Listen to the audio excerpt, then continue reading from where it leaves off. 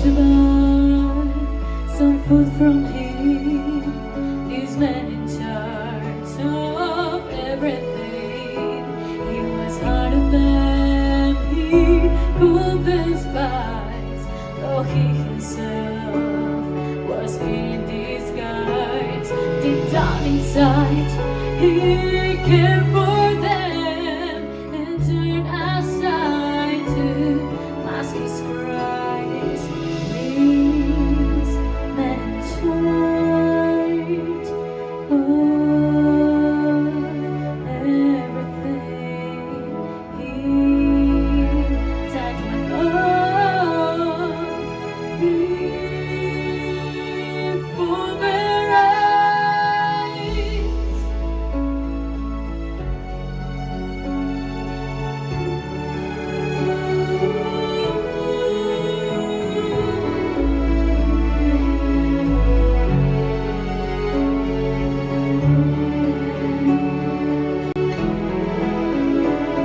He sent them back with full supplies, but he forewarned them to verify.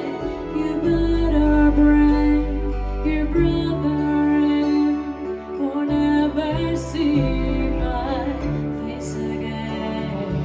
Hey, man in charge.